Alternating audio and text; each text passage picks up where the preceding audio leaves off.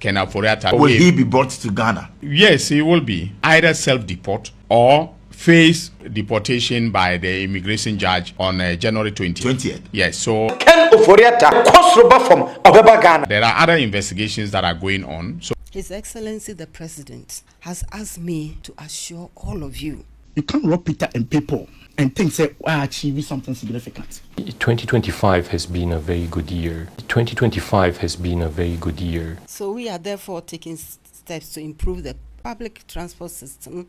So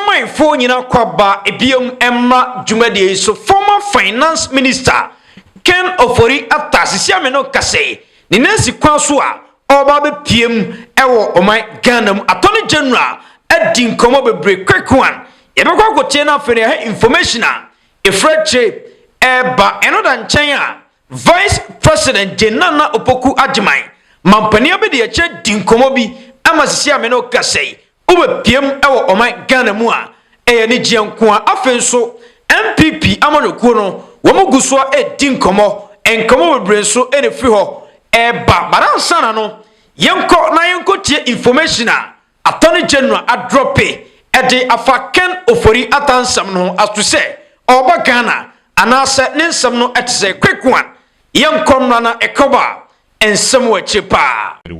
So will he be brought to Ghana? Here and now at 5 minutes to 8. What do you know? Will he be brought? Yesterday we saw a news item. Yes, he will be. He will be. Look, I mean, the possibility is very high. The possibility is very high, and he could either self-deport or face, deportation by the immigration judge on January 20th. Yes. So after the hearing, we will get to know what orders the judge made regarding his immigration status. But it's more serious than I have. Put out. But it's more serious. But at the appropriate time, I don't want to announce. But what scoop can you give? Because you owe it to Ghanaians to just give us a wind of what. How serious is this? No, it's very serious. It's very serious. It's more serious than I have divulged at this point in time. So at this point, it will stay at a level of my briefing. Right. The president. How will you ensure that due process for somebody like Ken Ofori Atta, a statesman, a former finance minister, whom you've urged to come home and recuperate? Those were your words. Yes. How will you ensure that due process is followed? Because many feel that, well, you are going after he can be tried in absentia. So why the rush? No, but he can be tried in absentia. All right. That is true. But it is better when he comes to answer, when he's here physically present and made to answer for whatever charges have been leveled against him by the Office of the Special Prosecutor. And I also mentioned that there are other investigations that are going on. So it's not only the SML investigation, which has been conducted by the OSP, that links Ken Ofori Atta to issues of accountability or alleged acts of criminality. There are other investigations that I am undertaking, that will be announced at the appropriate time. Still on his person? Yes. And for transactions linked to him. Attorney General Dinkomo, correct. Not just say former finance minister, Ken Ofori Atta, Kwabiaso, Obaba be PM, Ewo Oman Ghana, sure. Na Emra Kwabia was o mine in the fasono. Okay. Yet enough faso. Yeah. A quick one, young way. Well, director, in the first place, I mean, I say. Na me check before said the be and rap. Yes, na any komo. Director, Attorney General, the briefing no. Omo pen afraid omo betini mass. Oh, because yet wa ye sheda nim di ade ne ko.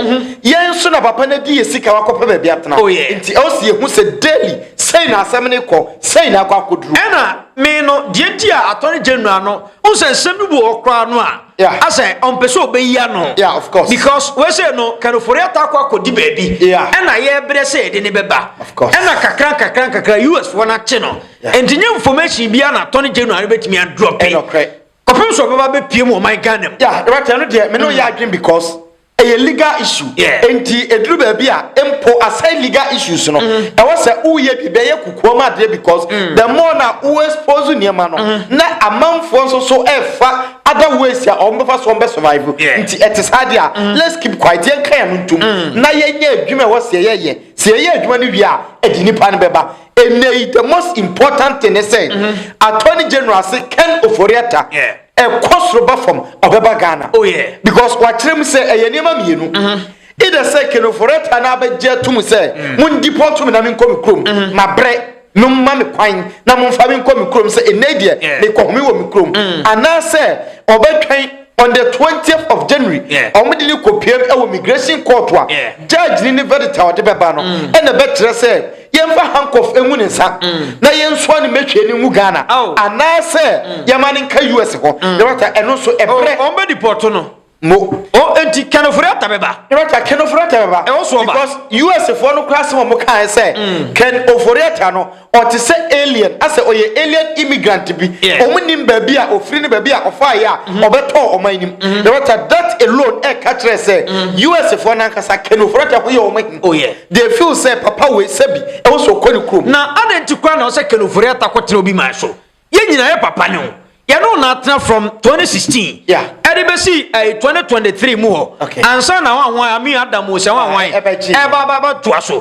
enti ye papa wo ka kire say untimi nya ye ho nko ba bi enti adan na this time wo je ho akachasa enti wo mra eno le wan papa yi wo bo ma ye ko ma because aboso afiso na ye kwaye budget ye kwase se o ma ye ko masika ona o se ko masika ma ye o wie kra ye twa ka o se wo package ano de cheye enti enei sensema ba bra ne be yaro na gina court ho kra ka che Ghana for say enti bebreba ma ye amamu me ye adwuma na boso meso a minister bia jeketua me nko de na me nyeketua o da bi sha no de na sika wo wia na no de o mo nti enei ehona Ken Ofori Atta e ka ho bia ontimi ma because he knows very well say na o de niema aguakwama salary ni sika kitwa man ompe enti always means ya obefo so de enya sika enti utie attorney general say ni cases no it goes beyond the OSP no I investigation here enu nti OSP ka say yen twene fa ne mra o de sa asem na kokot no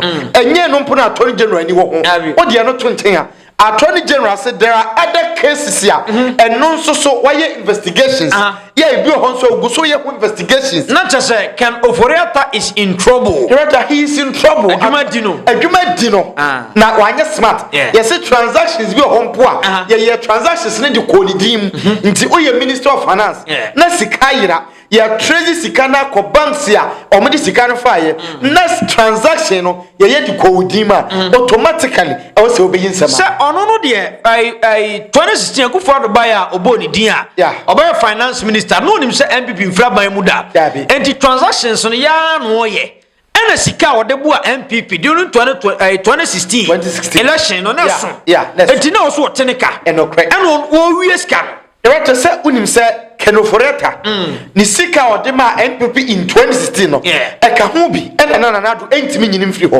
because ono oyi sika kese e de bo na do campaign nti se menua ne ye abusia na o pria kwanya no ma finance campaign no ma mausika emu dru na wa hwene adua se mikita position a obeje free me nsem it was very difficult say omo beje position no but na wono so take advantage na obokro no yen kano krenchre ni say bibia wa hyase be wa biye the water se ompeu said ye o hyase no there is an end and awie na ba nti omra na ja o mayi nsema no wo ye pani baby adri ehu hia say US for do be shekage and native so mo kafa ho omma enama omofere menyi ni say Ken Ofori Atta ne ba be ma ye wo US oba free comfortable say onam US abonten leja odene ho kire ohu Ghana fo a eye o Ken Ofori Atta bani ni o but he will not be okay ontimi nyesa but ordinary Ghanaians wo US onam na wo ni nyanko Ghana ni a o feel say o approach ni pa no Commander IMF for no madi nkomo na ense na no bi na NPP forecast IMF for say 214 million ayira na IMF for say 2025 the way John Mahama sibu o man no ano din dodo ai oman ni koyie IMF for na e kan ye ntiemra So the IMF typically is conservative in their assessment and projections. We typically want to be surprised to the upside when it comes to growth. But overall, I would say 2025 has been a very good year. The fiscal discipline helped to put the public finances in order. The tight monetary policy and the accumulation of reserves by the Bank of Ghana helped with the steady credibility as well. And then in terms of reforms, I would say a key structural reform implemented in 2025. There were many, but one key reform is the improvement to the fiscal responsibility framework, the Fiscal Responsibility Act, that basically adds two fiscal rules and the plan to implement an independent fiscal council. Okay, Commander. Yeah, Director. Answer IMF. Wamu anam siniba kwa owo my Ghanam. Yeah. Ena odin komasa 2025. Enema koye. Ayi quick one in room. Director, good about always a year can say Ubetima Jimmy Kofi for some time. Yeah. But ultimately you mean the penny now a brain now. Who are limits? I will bet you a month ago. And they say, oh, mining Koya, Yawagana. Director Gada Nika, yes, you are listening. Yes, you are Marco Bonipa. But a foreigners, IMF for the economy say, yeah, they say, oh, no more boy in your economy. Almost so catch say. After 2025, Ghana or mining never koye, all sectors will be better than outcome. It is very simple. So because of mine and koya, sebi oil paboni, only munyansa, and independent trust. I am a phone now, Omoboy Bosiano. And Omu Chums at 2025, and Yama koye. Yeah, Ghana phones will say, they say no, and Yama koye. But in typical NPP phones will say, and Yama koye. So it is which is switch. Director, say, oh, IMF. Na aban change yes Ghana economy asai all of a sudden almost say pick ba na aban change change no na inflation of 23%. They say inflation about 5 right after not to change so no fuel bo e wo mu say obi beka say fuel prices are dropping in the world market but no credit say and fuel prices are drop for world market no ne board thing as 2023 fuel prices in world market. Oh, so what my point now? The current average price, no, and yeah, dear, a work from 2023, but 2023 fuel prices in Ghana. Now I was reaching Nadia, but if you're not to Venezuela and the US, Yakoko Chiman Peniko, and now Russia, Sabako Totopaye, oh Ukraine. We understand, say, in the previous years, Sana a Boni Kosra, you see a yes, Haniman Ama Boni Kosra, and there is Haniman that's a Boni declining, a reason I wo. Now say and Tawantawa Baye, Iran, Israel, Iran economy aside, or music as a matter of form, Yenim say global issues, but other Ghana performing better than other countries. I am a more papa. Mo inti say we IMF na in 1 year aban no atimi anya reserves ya mo ka kire yen say yen make sure say bedu 2028 na yen nya reserves no say yen nya reserves na kire say afede ye hye ye niam yi inti mo betimi agya oman na maye na ye hwe ya de so the better na say in 1 year yen nya 2028 target ya we IMF awo bibika oni bibiaka inti say we Ghana ni na woti wono bi be ka kire say enei aban ni ho wu abani ni madwuma abani se omaina you want to send pan se bi o aba aboni trim o ni paponi ni onya kro na obese no se o to no bi be ka kire o se eniema moye den abani se oman no se yanka bibia amfa ho a na abani tonsentwefo ensentwefo nyina dani ndc fo a the better wo mukosama hwegu no so na nko ense omusi still na de ekoso no eniema nkoyie ai broni kokko no memfa ne se hit no nshara mon ho sa ye ne free asay entie ne yedi banche yedi broni de so no oba no asa kwotena ne krom enti on de okoba sa but ye ka MPP for no se da bi enye sa na tie hit no wo mo so no ai de wo mo so komu no o man ni ma de we say broni kokko na aba be kire nsemu enti broni kokko na e kire nsem enti we say no me fa ne say ya exam se wie Ghana for NDC for ɛna afei NPP foɔ ɛna Ghana foɔ ne NDC foɔ sɛ ɔman ne kɔ yie ɛna NPP foɔ sɛ ɔman ne nkɔ yie ɛna yɛafrɛ IMF foɔ sɛ ɔmo mɛma akema yɛn IMF foɔ ne ba ɔmo sɛ ɔman ne kɔ yie ɛni sɛ no ɛyɛ 3-1 Director Winnie, ɛyɛ sɛ adeɛ no yɛ 3-1 no correct. Because Obia would not take Bia, say, Omani Koye, only NPP, and say, Omani Koye. It is only NPP now battle NDC. Not a 3-1. The doctor said, you can get to say, Omani Koye. Sebi, a buana, you did Todokono. Said the Mrebin another Kayano. NPP sorry for Kunyaso, said another Konobotian, sanity changing. The writer. Obia himself. The writer ain't changing yet. Anti, Dabiami can say. MPP efra kunwa no so no okay eniema na sesi amene okasai eso ntie no okay sa niema no eno a enko soro enti niema no bebre owo a yatete so but the yantete so no eno so a ejina fa ko yantu nti right you dey pen sa wey ene wo MPP for no tie say ye kasa mamu a it's not about ensem keka any de bebrebe enti sa ade no untimi nte so a o dey mani stabilize it. Mo right me point I can make ya no make sure say ma forma enyina faako because say ade ne bo no ade chi na dane na kosoro na tesa na efra right amanfo panic obi wasika ontimi fanya business obi a ho kire na obi asuro say obi invest in the economy because economy is stable enei prices are falling they are falling nso a ejina faako say oka kire yen say with this enye nemum de ade chi a na yetum okoto ade a onkoduru fie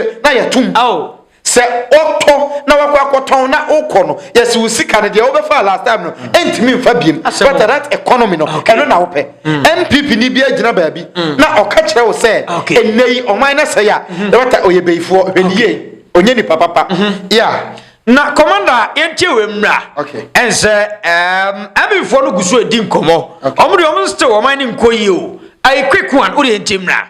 From the beginning of last year till date, you have took electricity 28.14%. Patrol 28.14%. 14%. Electricity. Okay, electricity. You took petrol, water, Ghana water. You took by 19.94% cumulatively the whole year. From last year till January, 19.94%. 94. So let's do some little calculation. Young fan say. Okoto fuel. Water is 19.94%. There be make cumulatively. So what on the first quarter? It was 4.02%. Well, that's first and second quarters. It was 4.02%. Third quarter it was 0. Fourth quarter Ghana water was 0. And then omo now say omo major tariff no just January then 15.94%. Okani mi no boma 19.94%. Inti am fan say now to electricity 1,000 Ghana cedi cardinal. Now to 1,000 every month. Now ofie 1,000 now to. Electricity has gone up by 28.14%. Me pacho, which is an increase. Inti calculated 28.14% on the 1,000. We are now to Ghana water and so now 1,000 a month. And also calculating 19.94% account. Now coming in our boom, how much more are you paying for electricity and water? We are now wash infrastructure or petrol no. Never compare a car wabo electricity and water. Never share the gains awenya. Intinu Saudi catch say petrol buffer. First, let me turn to 1,000. She say 1,002. When you for so 200 cities, fantastic. That 200 cities now can say bow as part of your disposable income. Now, how do you the from are buying and increasing another aspect of the economy by this amount. Into whilst they are mouse from electricity, no, they are collecting it from petrol, no, they are collecting it at electricity. Once wakoto when you infaso hono can who say it is going back into the coffers of government. You can't rob Peter and people and think say we are achieving something significant. MPP for no still we go so edin komo na o say yate petrol so but then electricity no matum I ensure bo so matum enti we no kwa na say o mo say the Ghana for asa kwa ho chirem e say abi for say and this for the Ghana for gu ho chirem John Mahama o mu o man ni ye Ghana for so say dabi de John Mahama ye na ye ai say ye ho toye enti which ya ye de ye ho ye Ghana for no ye ka say abi for say dabi e say na tie rata unim say ye tadin komo bia ye nyina tai ka bi me no nyina say usi kronobo kwan so a unim nyansa bi opa enei idea ni nyina ne say yen kan sema e be ma aban ne ho aye say da bia in 2028 ye beto abati aban no so mfa mo e basa uja onyansa to fie na wasoa wuti konkro na odi ti konkro na kwa kotena studio na wakansem hunu ye rata ne nkoma wodi ma yemfa bi nka ne ho na say otia na wate ne ma se waka light bill ena waka nsuo ena waka fuel ye rata enye nu nko na ye yusu o ya setenam ontie se say ye woni ma fofa ye yusu nti enei ye fa ni nyina meka ti ye mfa no kwanto nchen wo de ye mfa ayi no ayi petrol no any electricity no any menka ne say water bill no water bill no na no ye take wa say na Ghana for the whole population no percentage ye yusu Ghana water for the no na ye be 40%. Enti mimi fie ye tunsuo ho. Aye tunsuo na mimi form nsuo na mimi ye de. Mimi sa. Of course. Dem twa what ase. Ghana water for me nsuo omo de. Enti me de no me fa ne se electricity nkwa na me to. Mimi electricity a mimi tua no. Me fa ne se around 100 Ghana. Obi entimi ene age se wo fie ho. One na beka so auto electricity 1000 Ghana. Obi a one oyire ne wo ma na wo se to electricity 1000 Ghana se bi on kan okre dabi but point na me person making no na if a air condition be me fa ne say air condition be 10 kura wo mu no boso me 1000 Ghana ye hu bi pen o director unim bibi se eduru ba bi a adwene na anya adwuma but ni bebre te said ye wo kan director onim preference de o kan enye no kre se owura efie apart from omo ye companies omo ye manufacturing world of funny cost of omo to nchen and omo de ne businesses omo so ye ntia se omo business na omo ye say light bill na koso the same thing among for so use full e de business and omo de enfa omo de nto nchen mo ntia to nchen nka efie de no rata enei efie de no obi a owaka we ne fie imagine say o use car o yire use car na say o ma na car before ma go school mo be kwa adwuma mo be kwa sorry within the week and I say within the month fuel dodo a mo be use and light dodo a mo be use no later o deduct near free ma fuel no will save you a lot of money e be light bill that tennis we kwa ne yan cheche mu bia o Ghana 40 Ghana and some na work na Ghana 40 nim say ade no ntro no otwa later unim e wo me say Ghana 40 nim de but e toda bia de ote yanti ebia na obi oho a sabi ontenie ma se ye na nkontafo we no na a confuse no na wakodi akiri but enu ntena na me pese ye de other things ebeka ho no because se utonsuo na auto light na auto petrol unwie ye nom petrol ye ni petrol ena enti onfa aduane factors na emra aduane hoka edoso chensuo obi ani ho aboso me beso one oyire ne wo ma o light bill bo e de chain aduane amudi ye obi ani ho a montade a mo behye mo mpaboa ne mo niam mo behia mo seminar ne ade no ne bo wo fom e chain nsuo bo efo e chain eniam a mo use ofie nti enei on factor say aduane prices ya ba fom a ye kan mo ye kan anwa ye kan other things no but eno so sen e na o save we say no kwa no me akwa no me ntena se chese boso me to emfa se me use car boso me no metimi to petrol nko 1000 Ghana boso me no metua a light bill ka 100 Ghana boso me no me ntua nsuo ka because we use Ghana a water company for there enti yamfa ne se what 28% aba be ka ho enti me mfa ne se 100 Ghana no metua 120 cities which is 20% no 120 cities and a petrol no so no e bia make say 200 cities and a tier free dem try what you say and petrol no manya 200 cities and electricity no so no 20 cities and aba be ka ho enti me for 20 cities no and free 200 cities. What save 180? 180. It's simple. Now over cast stories we try. Wabra na ye tua bebrebe. Abetua 11 aka ho. Enti sawahwa. Obi mpu ko tua light bill. Say o ko tua 1000 Ghana no. Na oye na adwun say obeto from the phone na. O disika no tu ni momo ye transaction. Ye be sat ni 11. Ana ai na no so no. Men kan say dia MPP for no kufa do pen so no. I electricity no ya to awie no. Na light ne nsan nyina so. Roger, that was my last pointer. Na me deba baby. Say auto light. Na light ni nyina so. O credit wo o meter ne so. But o per light ni dey adwuma. Ya doom light no. And say auto light no every day is so. O hian ko ade a auto a e wo so a o de be adwuma. Roger say ebo ni nyepe na de auto amana gina so no. Ebo no wo so e che de wo beto but enyina so na o pe de hin. Na MPP for kwa me bo fuo mu. I adia no wo mu NDC for no afa ne me ma jedi en kan de ne di MPP achi sa di MPP achi sa but adia no NDC for no be hihya na MPP for na ba be dwiri because ECG ho no mu na mo bo kato MPP for na bo kato ho NDC for ba no mo say sa strategy we ne ye be e wo se ye fa ye de be tua ka no niam light na sa gina so enti NDC for say no mo ye adwuma mienu wo mo hwe kwan a light ni be gina so no ma sa hwe kwan a wo be tua ka no enti wo de mo fa kakra ni nka ho na ye ntete ka ne kakra niam light ni nyina so but MPP for mo pen so man timi ma light na nyina so right unim de wo kan Ghana ni bia na dwe ye adwuma ene wo be ya dwen kire say light ni nyina so ye side de ka ye be de ne atua ka no ena light no so ye be de ena gyina so okay ye increase ne kakra na mwa ye nyina ampa in 1 year se wo matum mpo a se de ono akan o se in 2025 no the better first quarter second quarter third and fourth quarter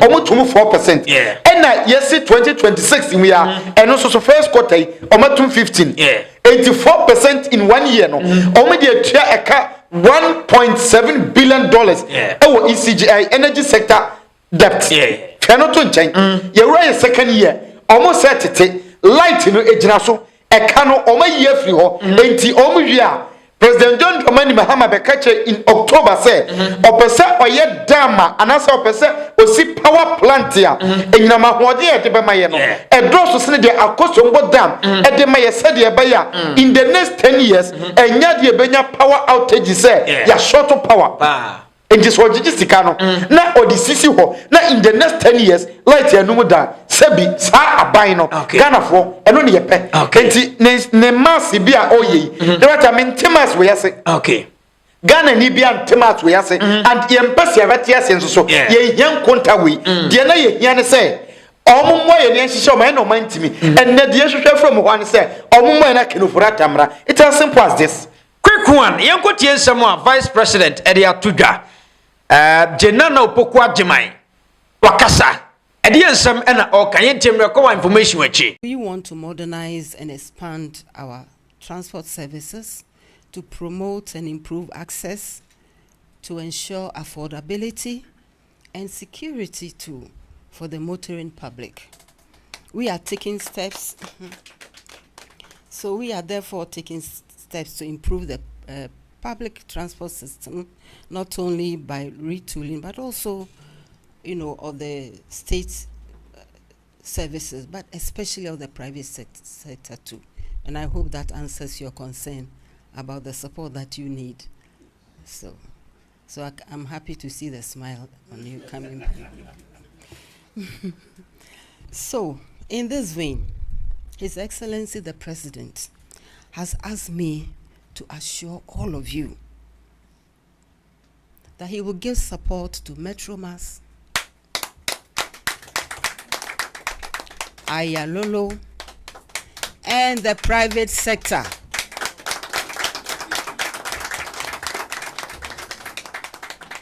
And the private sector with new high occupancy buses in order to augment the services in the medium term. We also have plans to ensure that those that need to be repaired, that the process will be expedited to ensure they can put more buses on the road as soon and as quickly as possible. So my pleas are let us continue to work together to develop a transportation system that prioritizes fairness, efficiency, excellence. And I know and you know that we can. We are relying on each other to make that possible. And we can do this by upholding high standards, treating passengers with respect. And by so doing, we will also strengthen the trust of Ghanaians in the private transport sector. Vice President, of course, Wadin Komo, His Excellency John Mahama, Juma. Okay. Because Nancy na bete ho TikTok. I okopiem okumasia. Edura na dua amanfo nyaka nkofie. No correct. Enti yebe hia sa sa buses ni bi aka ho. Enti aban so wo de sa dwumadie ni ba. E baba aban na ba so ko ani nwuram. A very good news because me hu video bia omede car na esesa na ntwie gum no ebi akra omede akosi ho a omo fa nipa gum akomedina na enye free mpo utua 5 cities enti e man pese omo fra omo ntimi je se be ma so ne nsa na be ma foforo apia no na omo atwena sim car ni ho ebeka enei ebe another crisis ya Ghana fo kom minim se enye ne na e sha se afi wo ya na eba se wa hwa in the last 2-3 years and our drivers ni sha se omuni ye move in a way bia Ghana for yempe but e dey ne beye cars ni bi ni ho enti se nei ahokyere ba de omo pe e na omo beye in the first place the beijing komo we say public sector no ebe yire ne ho aye adwuma in transport issues ebe ma Ghana for ho because private sector no omo here competition menye so sa brochire Ghana for the Kebia who abrochire abrochire menye so sa sa ne manema yi wo bas tin na besi wo bia timbi obi afuru bi bia timbi ai train so ya adwuma ho train ya adwuma ho it is a kumasi abontia ye nya train kwa ni nya ba tin na very simple it is a kumasi abontia edura nwumra fa basis ni be kosi so amra na ba omo nam sa kwan so ko ofe so nyina no omo nyina mfro wo de be miensesi ho fa ba ko san kokosi adum elodun ko te se de ko ba bia ni kwan so obi amafro say ya mo ko kasoa obi amfa ne de say o ye ni say in metropolitan cities ni nyina na at the end of the day ebeyi pressure free nkrofo so de obi o ho a opo adwuma say obedru fie ayasem foforo obewie no de ebema ne car oboni da bia kosoro because car ni ho age say offer dropping enumpo ye be charge over said you say agene no enye sa na ye be no at the end of the day ye ka ho kire no eno so de ho kire ba de car sika no kwani nyame anim nie so you be a da bia wo adwuma Monday to Saturday na Monday to Friday na utua e ha adwen but I agree with the government but abiding making sure say e be intentem na ye de buses na be ma public sector no na o ma chase e de abase nkofo daily na ye ho hanye but then ye hwe no so na negative side because for time e bi bae edu time bi no o ma start twitwa bus no condemn ukodru Kumase Abripo Junction side wa Metro Mass for no buses ni bebre asese enti aban ne de ba no sa ama supervision akosoro no ma hwe niye because Metro Mass no initially na 1,000 buses enei they effective 130 enru 150 enti it is telling us say ye wa adwuma ye dia ka no ye twetwa aton ana assess yard nim we need to make sure say ye disika kwakra basis e mono de abade a ene dada ni nyina so ye repair ye hwia proper supervision ye ntimi ntam omansika enkoto basis say ye de bebo matemamufo ho han wo mo ye ba wie na basis no assess mantwa ba bi we should make sure say ye the proper measures be gu akwam obi ntimi ntwi aban ni ni na obi so ntimi nsede mfa nkosi ba bi na ompani ba bi ntena every single person ye be yedi akọ transport sector ho no e wo se nya so mfa so but before some ekono but a private sector there no na me pese me hu se aban ni bo private sector no obo wo mo se Rata unse Ghana ha aban yi sika de ma ankrankra enwa no mpeso mbetua even ankrankra aban ebo mo bosia omoji a ompeso mbetua enti se private sector no ye ma omo so buses se omo unions ye the buses ne koma wo mo rata at the end of the day enye bus ni sika no mo betua ma ye ne nkwa ne ye hwe nemmum sika na o magye ne basis na o magye no they should also make sure say right omo buo na omo de gie wa abonten ye fro kana de omo gye no